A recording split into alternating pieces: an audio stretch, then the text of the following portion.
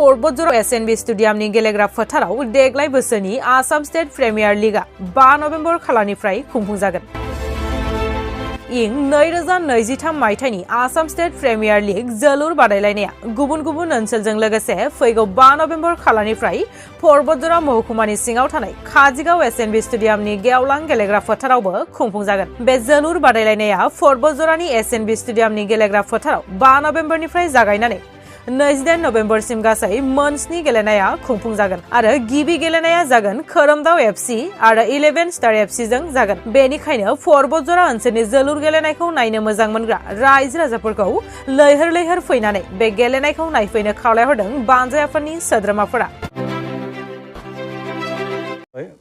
गिबियाव खौरांगिरि आरो गासै फरबतजरा रायजो राजाफोरनिसिम आंनि गोसो गोरबोसिनिफ्राय अननाय सिबिनाय आरो खुलुमनायखौ जासिबाय।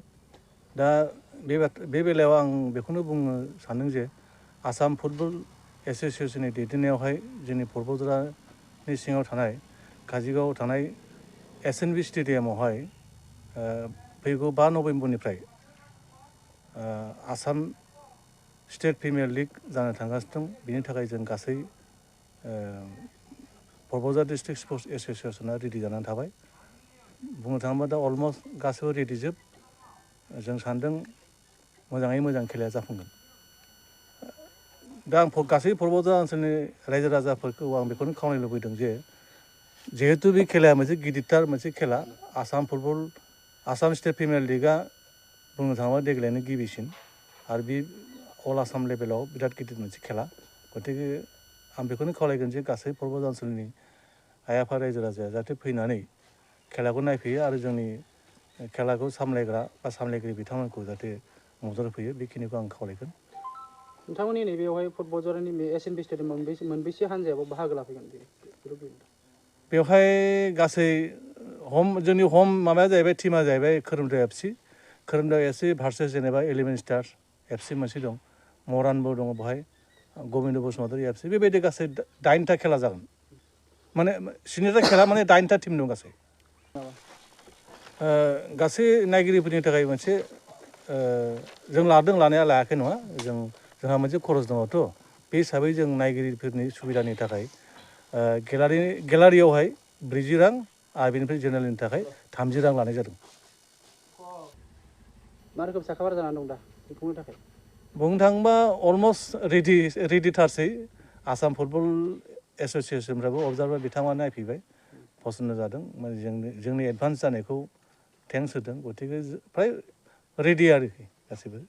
जोंनि थानाय बेबस्था बे एकमडेसन बेबो जाबाय।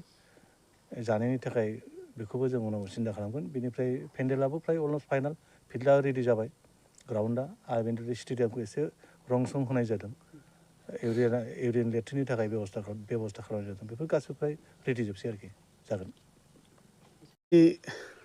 আপোনালোক নিউজ চেনেল সকললৈ পোনপ্ৰথমে মই মোৰ আন্তৰিক শুভেচ্ছা তথা ধন্যবাদ জ্ঞাপন কৰিছোঁ আৰু লগতে সমূহ পৰ্বতজৰাবাসী ৰাইজলৈ মোৰ নমস্কাৰ থাকিল। তো আজি এই নিউজ চেনেলৰ যোগেদি মই এইখিনি অৱগত কৰিব বিচাৰিছোঁ আমাৰ সমূহ পৰ্বতজৰাবাসী ফুটবল প্ৰেমী ৰাইজলৈ। আগন্তুক 5 নৱেম্বৰৰ পৰা আমাৰ অসম ফুটবল সন্থাৰ দ্বাৰা আয়োজিত হোৱা আসাম ষ্টেট প্ৰিমিয়াৰ লীগ অৰ্থাৎ ASPL আমাৰ পৰ্বতজৰা কাজিগাঁও SNB ষ্টেডিয়ামত হ'বলৈ গৈ আছে।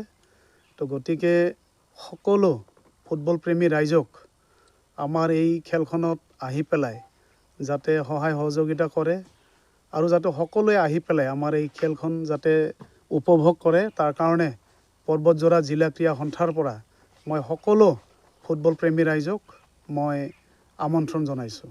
অলমষ্ট আমি ৰেডি হৈছোঁ বুলিয়ে ক'ব লাগিব। ইতিমধ্যে আমাৰ পৰ্বতজৰা ষ্টেডিয়ামখনৰ ৰিপেয়াৰিং অলমষ্ট প্ৰায় শেষ হৈছে আৰু আমাৰ গ্ৰাউণ্ডো প্ৰায় অলমষ্ট শেষ হৈছেই আৰু পেণ্ডেল অলৰেডি ৰেডি হৈ আছে।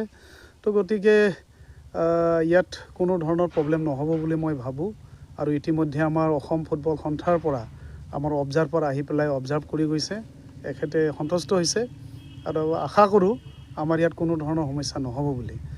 তো টিকেটৰ হাৰ আমি মানে লামচাম কিবা এটা যিহেতু আমাৰ টেণ্টেটিভ এটা খৰচ থাকে মানে খেলখন চলাবলৈ হ'লে গতিকে লামচাম এটা মানে গেলাৰীত আমি 40 টকা মানে টিকেট লৈছোঁ আৰু জেনেৰেল হিচাপে 30 টকা আমি মানে টিকেট লৈছোঁ আৰু